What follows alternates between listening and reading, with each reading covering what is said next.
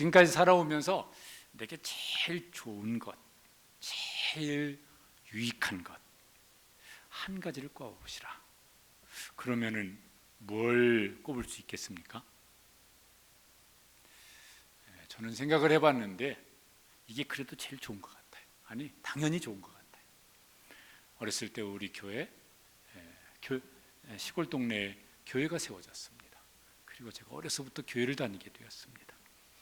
그리고 예수님 믿게 되었고 지금까지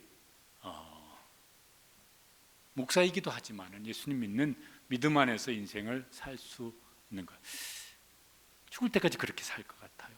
그 다음에는 천국에서 영원히 살 것이겠고, 이거보다 더 좋은 것이 제 인생 속에 있을까?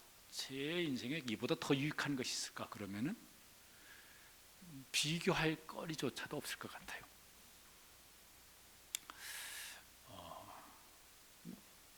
오늘 마가복음 10장인데 복음서를 보면 예수님을 만났던 많은 사람들이 나옵니다. 특별한 기회를 가진 사람들이죠. 예수님을 직접 보고 설교를 직접 듣고 무슨 기적의 떡을 직접 먹고 뭐 이랬으니까 특별한 기회를 가진 사람들입니다. 그 사람들이 예수님을 만난 다음에 어떻게 되었을까? 복음서를 보면은 대부분의 사람들, 거의 대부분의 사람들은 별일 없이 예수님을 떠나버렸습니다. 심지어는 예수님의 12제자 중에 한 사람이었던 가룟 유다도 예수님을 배반하고 떠나버렸습니다. 야, 어떻게 그런 일이 일어날 수가 있지? 많은 사람들이 교회를 나옵니다. 우리나라 뭐 기독교 인구가 무슨 뭐 800만이다 900만이다 요새는 그러는데, 하여튼 교회를 뭐 짧게든 길게든 다닌 사람들 다 보면은 지금 오늘 예배드리는 그런 성도들 수보다 얼마나 많을까? 못해도 두세 배는 많을 것 같아요. 근데 그 많은 분들이 어떤 이유로 교회를 떠났습니다. 그 중에 상당수는 아마 예수님도 떠났을 거예요. 야, 왜 이런 아쉬운 안타까운 일들이 일어났지? 오늘 성경 말씀은 예수님을 직접 만나서 예수님과 여러 가지 막 깊은 대화도 나누었던 사람인데 결국은 예수님을 떠납니다. 대단히 안타까운 사람이죠. 오늘 이제 예배를 드립니다. 뭐 현장에 나오는 건 이제 이렇게 뭐 또 조심스럽고 이러니까요. 대부분의 성도들이 온라인으로 예배를 드립니다. 이렇게 무슨 뭐 설문 통계 이런 건 이제 보면은 이 코로나 상황이 다 끝났을 때 교회를 떠나는 성도 수가 얼마나 되어질까? 이런 걸 이제 걱정스러워서 이런 통계들이 나와요. 20%가 될 거다, 30%가 될 거다, 그 이상이 될 거다, 뭐 이런 통계들이 뭐 있어요. 간절히 바라기는 다른 교회도 그러기를 바랬지만 우리 교회 성도들이 비록 지금 온라인으로 영상 예배를 드렸어요. 얼굴을 한 번도 전화드리면 성도님들은 저는 주일마다 영상으로 목사님 얼굴 뵙고 있습니다. 그런데 저는 얼굴을 못 뵌 성도들이 벌써 1년 반도 넘은 성도들이 뭐 대다수입니다. 코로나가 다 끝났을 때 언제 끝날지는 모르겠지만 그 성도들 얼굴을 한 사람도 빼놓지 않고 다 볼 수 있게 되기를 간절히 원합니다. 또 그렇게 어떤 이유로도 예수님도 안 떠나고 교회도 안 떠나고 우리 교회뿐만 아니라 모든 교회들 속에 이런 일이 꼭 일어났으면 정말 좋겠습니다. 근데 어떻게 될지는 모르겠어요. 아니 무슨 코로나 끝나는 것이 아니라 평생 동안 천국에서 영원에 이르기까지 그렇게 예수님을 떠나는 일이 없는 우리 모든 성도들 되시기를 진심으로 소망하고 또 주님의 이름으로 축복합니다. 이제 여기 오늘 이 나오는 등장하는 사람은 참 안타까워요. 이 사람이 자발적으로 예수님을 찾아왔어요. 그리고 하는 행동을 보면은 굉장히 간절하고 진지하게 예수님을 찾아와서 예수님을 만납니다. 17절에 보면은 저렇게 했습니다. 달려와서 꿇어 앉아 묻자오되 선한 선생님이여 내가 무엇을 하여야 영생을 얻으리까? 이 말씀이 마태복음, 마가복음, 누가복음에 이렇게 있습니다. 그런데 다 이렇게 이 사람에 대한 기록을 합쳐보면은 이 사람은 나이는 청년이에요. 그리고 큰 부자라고 나와 있습니다. 또 관리라고 되어 있습니다. 그러니까 요새로 보면 고위 공직자쯤 되어지는 사람입니다. 아직 청년인데도 불구하고 재산은 아주 많은 사람이고 또 높은 지위에 있으니까 아마 그 집안이 상당한 집안인 것 같아요. 그건 이제 어떤 부모로부터 물려받은 것이 될 것 같아요. 그러니까 요새식으로 말하면 청년 시절부터 인생 대박난 사람입니다. 거기에다가 신앙도 좋은 것 같아요. 복음서에 보면은 그 당시 종교 지도자들이 예수님 굉장히 무시했거든요. 높은 이 집에 있으면 이 사람도 종교 지도자 어떤 그런 자리에 있을지 모르겠어요. 그런데 이 사람은 태도가 달라요. 예수님 앞에 달려 나와서 꿇어 앉아 있습니다. 그러니까요, 겸손하기까지 한 사람. 진짜 괜찮은 사람 같아요. 근사한 사람 같아요. 뭐 별것도 아닌 것도 가지고 있으면요, 이거 가지고 뭐 이렇게 막 자랑하고 폼 잡고 교만한 사람들이 참 많은데 이 사람은 겸손하기까지 한 사람입니다. 남들은 야, 다 가진 사람이다 이렇게 부러워했을지 모르겠는데, 근데 본인 자신은 자신이 이렇게 텅 비어 있다고 느낀 사람 같아요. 외적으로는 부해 보일지 모르겠지만 내적으로는 매우 결핍한 이런 사람 같아요. 그 결정적인 이유가 뭐냐면 이 사람이 지금 하는 말 속에 있습니다. 내가 무엇을 하여야 영생을 얻으리까? 뭔가 막 이렇게 겉으로 보이는 것들을 많이 가지고 있는데 자기를 보니까 자기는 영생을 얻은 사람이 아닙니다. 구원을 얻은 사람이 아닙니다. 이거 누구한테 가서 물어봐야 이게 뭐 시원한 대답을 듣지도 못했던 것 같아요. 그래서 예수님 앞에 엎드려서 나는 영생을 얻고 싶습니다. 어떻게 해야 됩니까?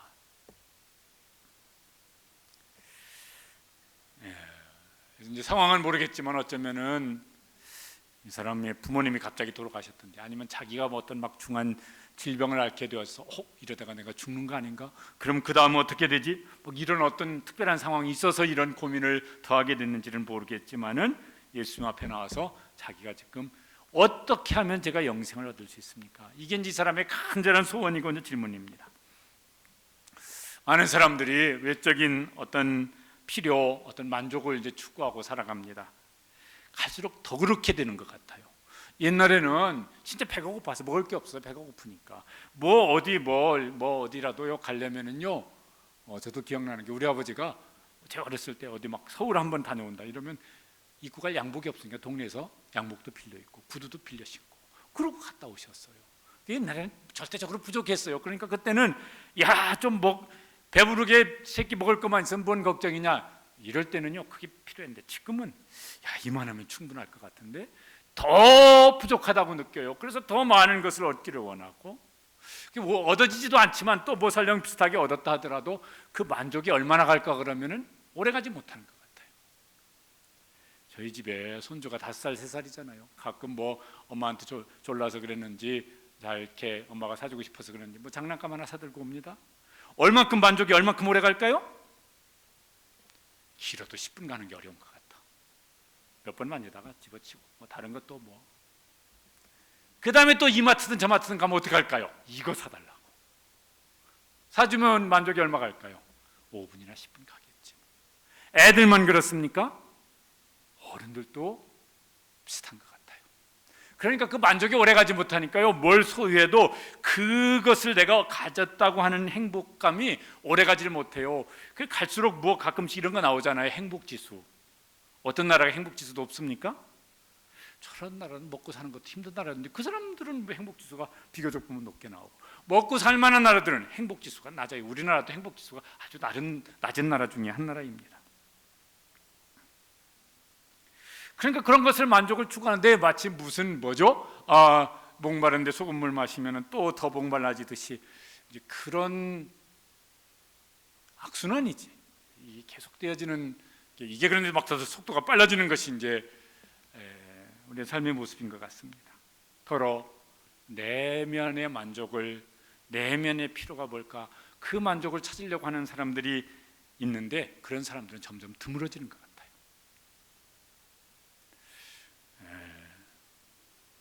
저는 78년도에 신학교를 갔는데 그때 대학들 중에서는요 철학과 웬만한 대학들이 있었어요. 또 그전엔 더 많이 있었다고 그래요. 근데 지금은 아마 철학과가 있는 대학이 전국에 몇 개나 있을런가 모르겠어요. 없을 거예요. 그러니까 그런 부분들에 대해서는 별로 필요성도 안 느끼고 그거를 찾고 원하는 사람도 없어지고, 영적인 만족 이런 걸 찾는 사람 더 드물어졌어요. 몇 주 전에 설교 시간에 이렇게 인용한 통계인데 갈수록 무슨 아무 종교가 없는 사람들 중에 기독교, 천주교, 불교 다 포함해서 확 그 종교 인구가 줄어들고 있기도 하지만은 또 한 가지는 기독교든 천주교든 불교든 아무 종교 안 가진 사람 중에 종교의 필요성을 느끼는 사람이 예전보다 급속도로 줄어들고 있어요. 아무 종교의 필요성 느끼지 않는다. 이런 사람들이 뭐 60%인가 70%인가 되더라고요. 그러니까 무슨 뭐 내면적인 만족, 뭐 영적인 만족 관심 없어요. 그거 관심 가진 사람들이 점점 더 줄어들고 있어요. 그래도 이제 또 언제 막 이런 막 영혼의 필요 이런 걸 말할까? 장례식장 가면 이제 더러 말을 하는 사람들이 있습니다.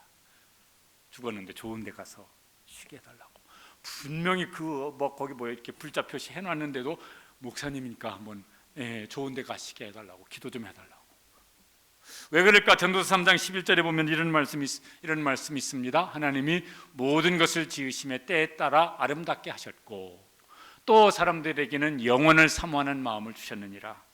그러니까 사람들이 본능적으로 이 육신의 생명이 끝난다고 생각될 때쯤 영원을 생각하는 것 같은데 우리 성도들은, 우리 자녀들은 어렸을 때부터, 젊었을 때부터 영원을 사모하는 마음, 영원의 필요성이 다른 어떤 배고픈 것보다 더 간절할 수 있는 이런 은혜가 우리 가운데 있었으면 참 좋겠습니다. 그러면은 이제 이렇게 신앙생활을 열심히 할 것 같아요. 여기 성경에 나오는 이 사람은 종교적인 열심이 있었습니다. 그런데 정말 그 속에서 중요한 문제, 영생의 문제는 해결을 못한. 이게 해결됐으면 좋겠는데 어디 가서 이걸 해결할 길이 없어서 예수님께 찾아와서 이제 묻는 사람이니까 그래도 이 사람은 괜찮은 사람 같아 보여요. 오늘 예배를 드리는 성도들은 어떠신지 모르겠습니다. 여러분은 나는 영생을 얻은 사람이다. 나는 영원한 생명을 가진 사람이다. 나는 예수 그리스도를 믿음으로 하나님께 나에게 주신 영원한 생명이 지금 있고 난 그걸 맛보고 있고 누리고 살고 있고 소망하고 있는데 주님이 부르실 날이 가까웠게 될 때는 그 소망이 더 커져서 나는 그날이 오기를 지금 사모하고 있다. 이러십니까?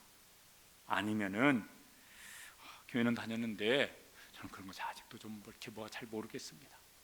이러신 분들이라면은 오늘 이 청년의 예수님을 찾아왔던 이 청년의 간절한 마음이 있고 주님께서 그 간절한 마음 속에 만나 주시고 구원의 은혜를, 영원한 생명을 선물로 주는 이런 은혜를 받을 수 있고 이런 복을 받을 수 있게 되기를 주님의 이름으로 축복합니다. 이 사람이 예수님께 이렇게 물었는데 예수님께서 이 얘기를 빙빙 좀 돌리시는 것 같아요. 얘기가 대화가 이렇게 좀 겉도는 것 같아요. 예수님이 왠지 이러셨을까? 이 사람의 뭔가 이렇게 속 마음을, 진심을 한번 더 확인하시는 작업이었던 것 같아요. 예수님 18절에 보면 예수님께서 이 사람에게 말씀을 하십니다. 네가 어찌하여 나를 선하다 일컫느냐? 하나님 한 분 외에는 선한 이가 없느니라. 이 사람이 선한 선생님이요 이렇게 말을 했는데 예수님께서 그 말이 뭐가 좀 이렇게 의문이 생기셨던 것 같아요. 이 사람이 예수님을 하나님으로 알고 선한 분이라고 했으면 맞는 말입니다. 그런데 뭐라고 그랬어요? 예수님을 부를 때 선한 선생님이요. 그러니까 하나님으로 아는 건 아닌 것 같고, 그렇다면은 선하다고 하는 말은 틀렸다는 거예요.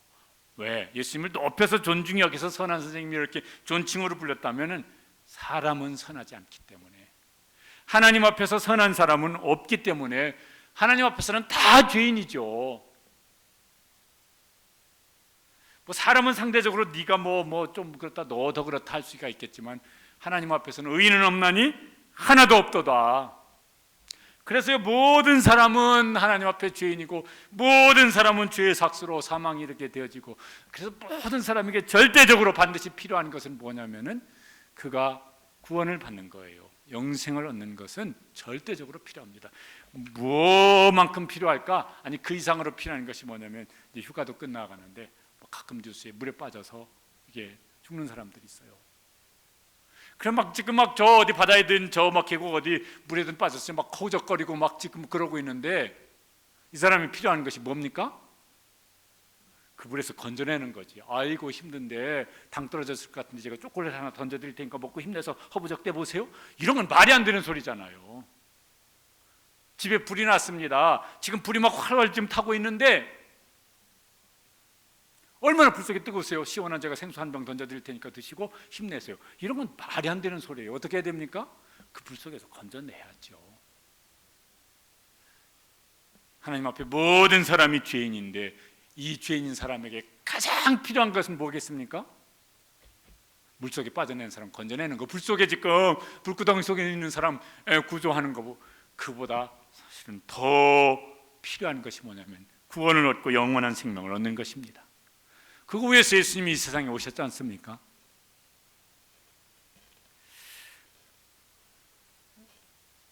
그런데 예수님께서 이 청년에게 이제 이 청년이 지금 예수님 앞에 간절히 묻는데 예수님 좀 또 이상한 말씀을 또 하세요. 19절에 보면은 아니 영생에 대한 대답을 금방 하시지 않냐고 또 저런 말씀을 하셨습니다. 19절 함께 읽어보시겠습니다. 내가 계명을 안 하니 살인하지 말라, 간음하지 말라, 도둑질하지 말라, 거짓 증언하지 말라, 속여 빼앗지 말라, 내 부모를 공경하라 했느니라. 저거 뭐죠? 5계명부터 10계명입니다. 순서는 다르게 좀 하셨어요. 그런데 저 5계명부터 10계명까지 말씀을 예수님이 하십니다. 왜 저 말씀을 예수님께서 하실까 그러면은 이 사람은 예수님께 질문을 먼저 했었거든요.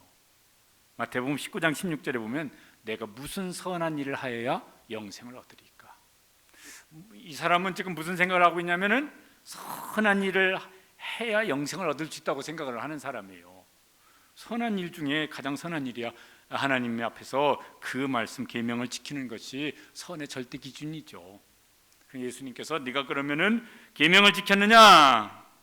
그랬더니 그러면서 내가 생명에 들어가려면 계명들을 지키라. 그럼 무슨 계명을 지켜야 됩니까? 그랬더니 이제 여기 10계명 중에 5계명에서 10계명을 말씀하신 거예요. 그리고 그 요약해서 마태복음 19장에 보면은 네 이웃을 내 몸처럼 사랑하라는 이 계명을 내가 지켰느냐 이렇게 물으신 것이에요. 이 사람이 대답을 합니다. 굉장한 대답을 했습니다. 20절에 보면은 뭐라고 대답하면 저렇게 대답했어요. 선생님이요, 이것은 내가 어려서부터 다 지켰나이다. 유대인들이 한 5살, 6살 때부터 율법 교육을 시킨다고 그래요. 그리고 13살 되면 이제 성인식을 한다고 그래요. 내가 이제 하나님 앞에서 그 계명을 지켜 나가야 되는 사람이라고. 그러니까 이 사람은 이제 그렇게 배운 다음에 배운 그 율법의 계명대로 지금 지키고 살고 있는 사람입니다. 참 괜찮은 사람 같아 보여요. 부자고 높은 자리에 있고 청년인데 그런데 뭐 겸손하기까지 하지. 종교적인 열심도 있지.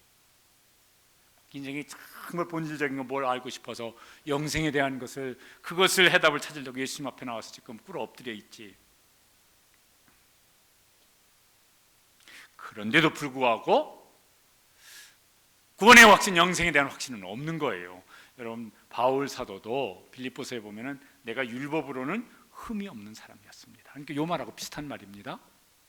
그런데 예수님을 믿기 전까지는 그도 구원의 확신이 없었던 사람이잖아요.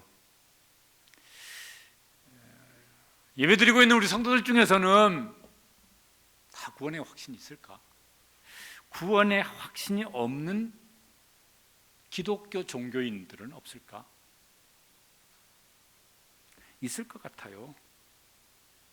교회는 나오지만은 구원의 확신이 없는 교인들 없을까? 있을 것 같아요.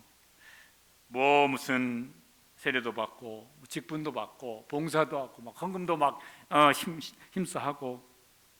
그런데 구원의 확신에 대해서 질문하면요 대답이 뭐해요? 뭐 이렇게 늙어가든지 아니면 병들든지 죽음이 가까이 오면 두려워요. 천국 갈 확신이 없어요. 이렇게 어렴풋이 기억나는 일이 제가 부목사 때 어느 교회 중직자이신 분이신데 연세도 많고 이제 병환으로 이제 오래 남지 않았겠구나 이제 이런 상황이었을 때 그 가족 중에 한 분이 목사님 오셔서 사형리 복음 좀 한번 전해주세요. 예? 무슨 말씀이세요? 그랬더니 이제 가족들이 이제 이렇게 천국 가실 날이 멀지 않은 것 같은데 이제 자꾸 이제 물어보면은 이상한 엉뚱한 얘기를 하신다는 거예요. 오랜 세월 동안 교회에서 봉사도 하고 직분도 감당하고 그러신 분인데, 그래서 가서 이렇게 사형리 복음을 전했던 일이 있습니다. 제가 신학교 다닐 때 어린이 전도협회 뭐 이런 이제 강습회, 주일학교 여름성경학교를 위해서 이제 강습회 참석했던 적이 있어요. 그때 강사인 분이 어린이 전도협회를 그분이 만드셨을 거예요. 현도진 목사님인가. 그분이 간증을 하시더라고요. 그분은 목사된 지 2년째 되던 해에 구원의 확신을 갖게 되었다고. 자기는 당연히 구원받은 사람인 줄 알았는데 어느 날 보니까 자기는 구원의 확신이 없는 사람이더라고. 그때 이제 구원의 확신을 갖게 되어져서, 야, 이거 애들 때부터 이거 확실하게 가르쳐야 되겠다. 그래서 이제 어린이 전도협회 그거 이제 만드셔서 사역을 하신다고, 그런 간증했던 기억도 들었던 기억도 있습니다. 기독교 종교인이죠. 종교가 뭡니까? 기독교인입니다. 종교가 뭡니까? 저 교회 다닙니다. 기독교인입니다. 그런데 예수님이 나의 구주이시고, 그래서 난 예수님을 믿고 예수님께서 나에게 영원한 생명을 주셨고, 저는 하나님의 자녀이고, 그래서 지금도 하나님의 자녀이고, 그 다음에 살다가 주님이 부르시면 저는 천국에서 영원히 하나님의 자녀로 살 것입니다. 확실합니까? 확실합니다. 얼마나 확실합니까? 내 목숨을 거는 것보다 더 확실합니다. 뭐 이렇게 되면은 이 사람은 분명하겠다 이럴 텐데, 글쎄요, 가봐야 알죠. 뭐 이러면 이게 곤란한 거 아니겠어요?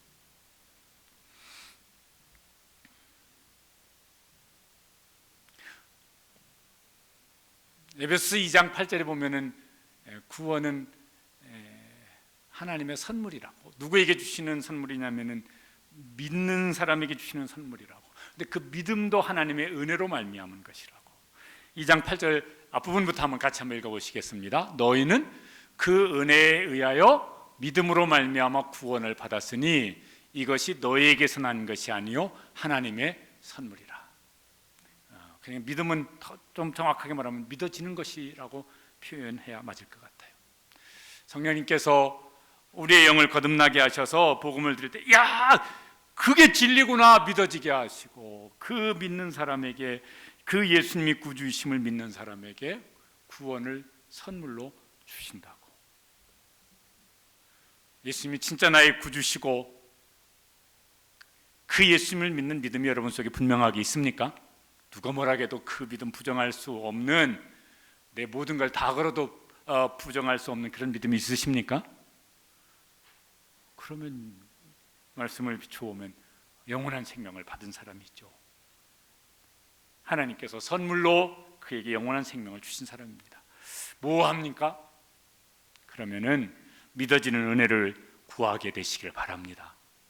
우리가 이렇게 예배드리고 교회 다니고 예배드리고 신앙생활 하는데 하나님께서 너는 아니야, X표, 이러시지 않으시겠죠.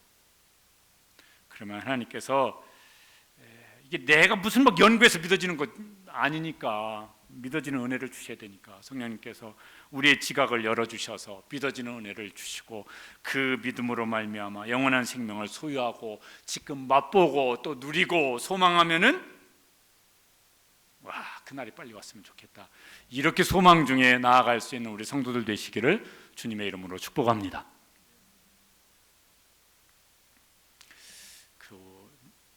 재작년 언제쯤요, 교회 오빠 이관희 집사 그 부인 되는 분이 그 다니엘 기도회 때 간증을 했었어요. 우리 교회도 와서 그분 간증하고 하셨잖아요.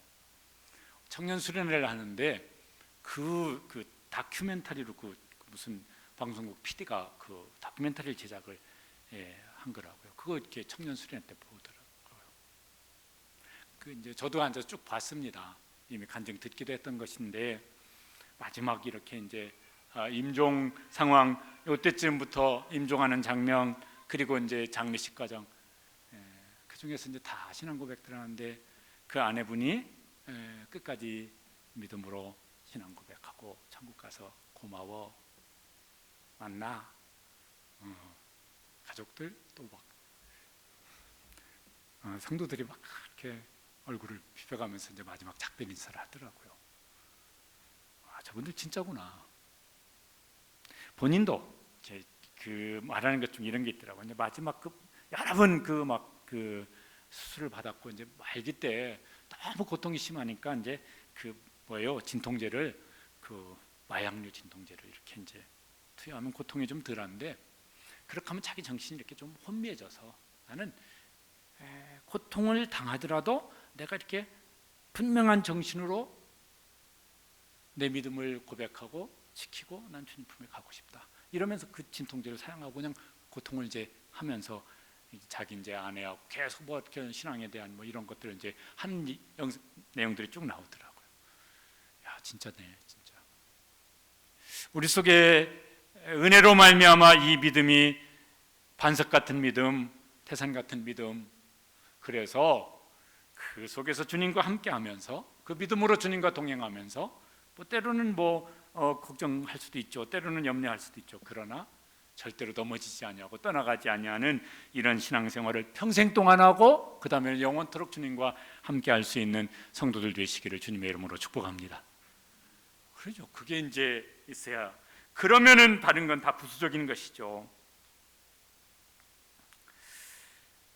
예수님께서 이 청년에게 보니까 그게 없어요. 그래서 이제 진짜 계명을 지켰다고 하는데 네가 진짜 계명을 지킨 거냐, 그것도 한번 더 확인해 보시려고 한 가지를 더 요구하셨습니다. 그게 21절에 보면은 이렇게 말씀을 하시는 것이 나옵니다. 21절 함께 읽어보시죠. 가서 내게 있는 것을 다 팔아 가난한 자들에게 주라. 그리하면 하늘에서 내게 보화가 있으리라. 그리고 와서 나를 따르라 하시니.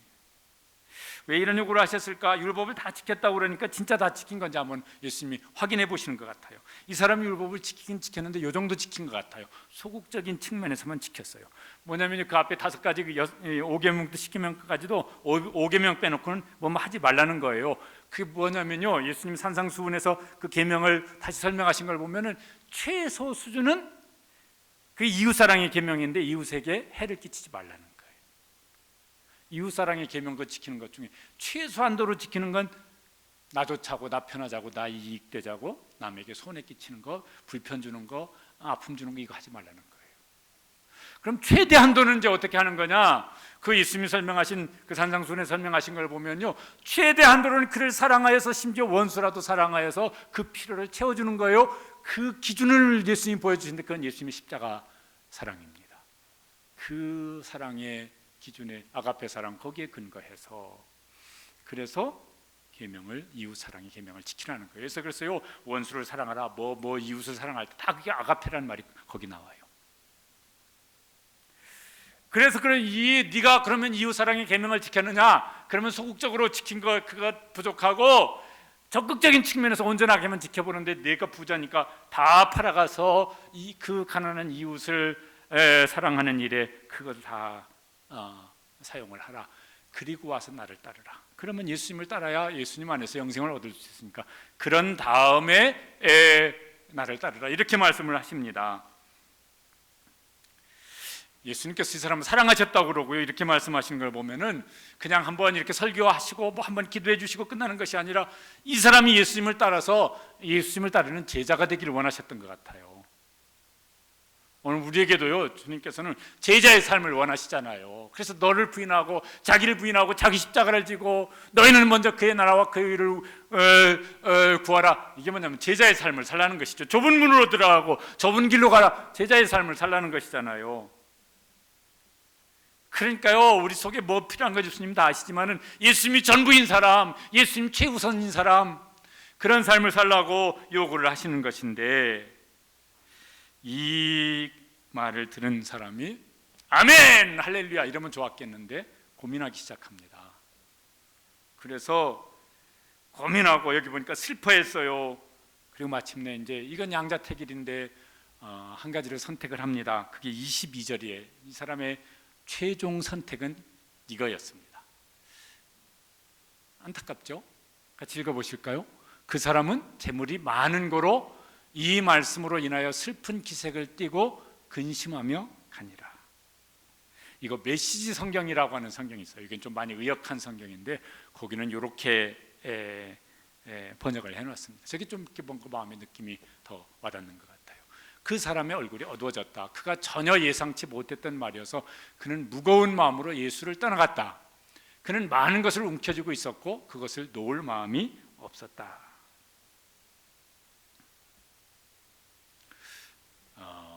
영생을 얻고 싶은데 자기 모든 재물을 버리면서까지 영생을 얻고 싶지는 않은 거예요. 영생을 얻고 싶은 마음이 큰 것 같아요. 그런데 더 큰 마음은 뭐예요? 그의 재물을 지키는 것이 더 큰 마음인 것이. 그 양자택일을 요구했을 때 그래서 재물을 선택하고 예수님을 버리고 떠나는 것입니다. 이 사람이 나중에라도 다시 고민하고 예수님께로 돌아왔을지는 모르겠는데 그건 성경에 없으니까 모르겠고 좀 안타깝다. 이와 비슷한 이유로 예수님을 떠나는 일들이 오늘날도 얼마나 많이 일어나고 있을까?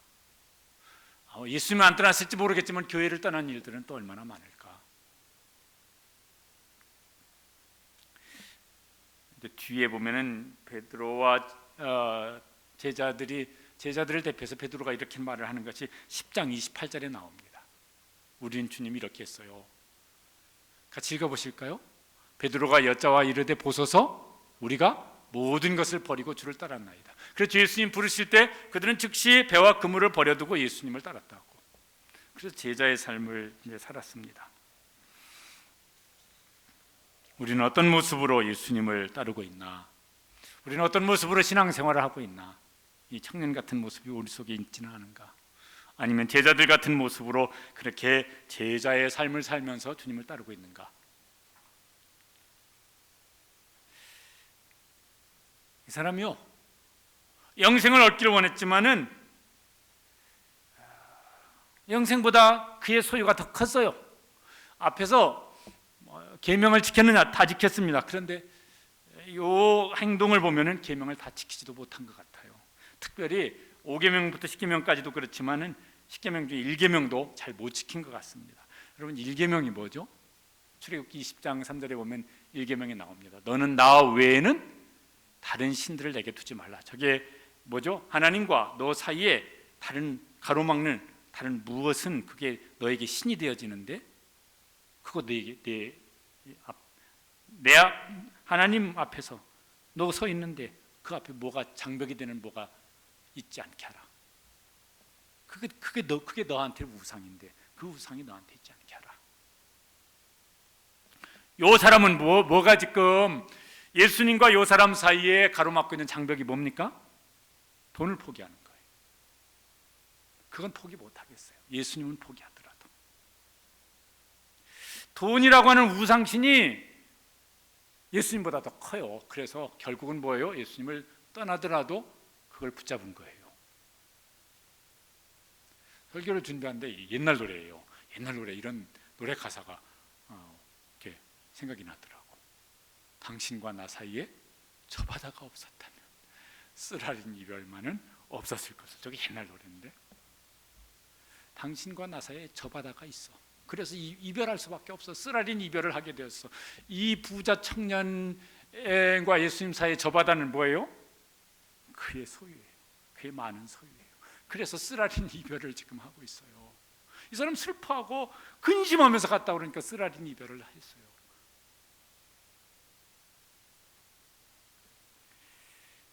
우리 속에는 무엇일까? 예수님과 나 사이에, 하나님과 나 사이에 멀어지게 만드는, 아니면 아주 피상적이고 형식적이게 만드는 그 저 바다는 뭐예요? 돈입니까? 우리에게도? 아니면 또 다른 무엇이 있습니까? 그거 없게 하라, 그거 없애라. 그렇지 않으면 뭐예요? 예수님을 떠나게 되어져요. 기독교 종교인은 될지 모르겠지만은 예수님과 인격적인 관계 속에서 제자의 길을 가는 것은 불가능할 거예요.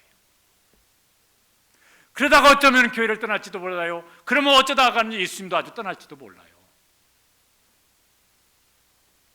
그거 없애라. 예수님이 그 사람에게는 그게 문제라고 보셨던 것 같아요. 그걸 없애야 내가 나를 따를 수가 있고 내 안에서 영생을 얻을 수가 있다. 그게 있으면은 그게 저 바다가 되어져서 떠나게 만들 것이다. 그러면서요 예수님께서 그 뒤에 돈의 위험성에 대해서 이런 말씀을 하셨습니다. 23절에 보면은 재물이 있는 자는 하나님 나라에 들어가기가 심히 어렵도다. 또 25절에 보면은 얼마나 어려운지 낙타가 바늘기로 나가는 것이 부자가 하나님의 나라에 들어가는 것보다 쉬우니라. 여기서 말하는 부자는 어떤 사람일까? 이건 이런 사람이죠. 돈이 그게 막 소유가 많든 적든지 간에 그 돈이 하나님보다 우선이야. 뭔 결정할 때 돈이냐 하나님이냐 그러면 그 돈 따라갈 사람이에요. 그 돈을 하나님보다 더 사랑하고 돈을 더 의지하고 하나님은 없어도 그냥 그럭저럭 지내겠는데 또 이 돈 없으면 절대로 안 돼. 그러면 그 사람은 여기 성경에 예수님이 말하는 부자일 거예요. 그게 돈이 아니고 또 다른 것이라면 이제 그거에 부유한 사람이니까 그럴 것이에요. 그런데 돈이 많아도 여기에 해당되지 않는 부자도 있을 거예요. 그 사람은 돈이 아주 많아요. 그 돈을 벌면 벌수록 쓰면 쓸수록 더 하나님과 가까워지고 더 하나님 사랑하고 더 하나님 섬기고 그럴 수 있는 사람도 있을 거예요. 그러면 이 사람은 여기에 해당되는 부자는 아니지. 왜? 이 사람은 돈 때문에 하나님 더 사랑하고 돈 때문에 하나님과 더 가까우고 돈 때문에 더 예수님 섬기게 되어지고 그러니까 이 사람은 돈 때문에 더 주님을 따르는 제자의 삶을 살 수 있는 사람도 있습니다. 그러니까 이제 이런 사람은요 돈 때문에 영적으로도 더 풍성해지고 삶으로도 더 하나님 주시는 복을 누리게 되는데 이게 우상처럼 된 사람은요 그놈의 돈 걱정 때문에 맨날 걱정, 맨날 스트레스 있으면 더 많아져야 되는데 어떻게 하면 대박? 막 이래가지고요 막 밤잠 못 자고 막 이럴 수 있어요. 그러면서 그 돈으로 그 풍성함을 누리지도 못하고 더더군다나 하나님과의 관계는 이게 형식적인 관계가 되죠. 이건 누가 지어낸 말인지 아니면 진짜인지 모르겠지만요. 오늘 이렇게 설교 집에 보니까 이런 간증이 있더라고요. 이게 어떻게 보면 좀 지어낸 얘기 같기도 한데 어서 봤어요. 어떤 분이 이제 사는 형편이 이제 어려워서 이제 하나님 더 은혜를 구하면서 기도합니다. 새벽마다 기도하고 수요일 저녁에도 나와서 예배드리며 기도하고 금요일 저녁에도 나와서 기도하고 예배하고 그런데 이분이 이제 어떤 사업의 길이 열려가지고 사업이 잘 되어집니다. 사업이 너무너무 잘 되다 보니까 이제 바빠가지고 새벽에는 늦게까지 막 이 사람 저 사람 만나야 되니까 피곤해 새벽기도 못 나오고 수요일도 저녁 식사 약속이 있어서 수요예배도 못 나오고 금요일은 또 바빠서 또 못 나오고 주일날은 또 접대하기 위해서 골프를 치러 가려니까 또 언제 못 나오고 그 목사님이 신방을 갔대요. 요새 이렇게 새벽에도 안 보이시고 주일날에도 종종 안 보이시고 그런데 어떻게 된 겁니까? 아이고 제가 사업이 잘 되다 보니까 일이 바빠가지고 막 접대할 사람도 많고 막 거래처 막 해도 그러다 보니까 이게 정신이 없어가지고 못합니다. 그럼 신앙생활 계속 그렇게 하시겠습니까?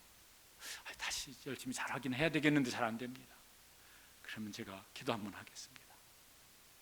꼭 잡고 하나님 우리 집사님이 사업이 너무 잘 돼서 바빠서 기도도 못하고 주일 예배도 못 드립니다. 하나님 간절히 원하기는 이 집사님이 신앙생활 다시 잘하고 싶다는데 사업 때문에 어려우니 사업이 안 되게 하셔서 그래서 일거리가 없어서 피곤하지 않아서 새벽에 기도하고 저는 그렇게 하는데 손을 확 잡더니 목사님 그만하십시오. 제가 열심히 기도하고 열심히 할게요. 그렇다는 얘기가 있어요.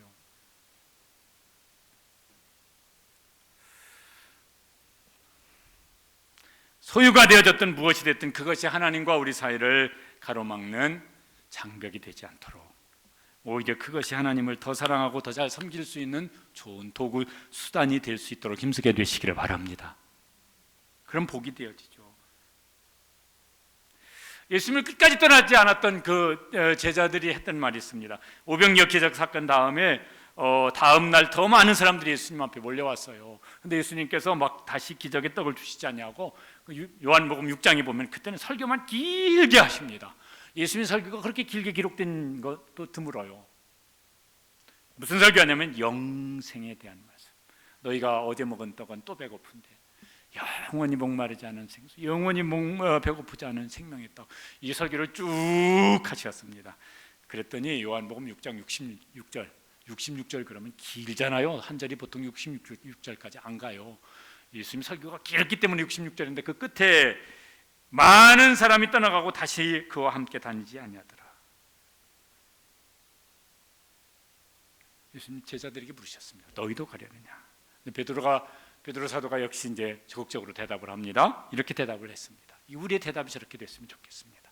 같이 읽어보시겠습니다. 주여 영생의 말씀이 주께 있사오니 우리가 누구에게로 가오리까? 저 대답을 하고 흔들린 적이 있지만 베드로는 평생 제자의 길을 갑니다.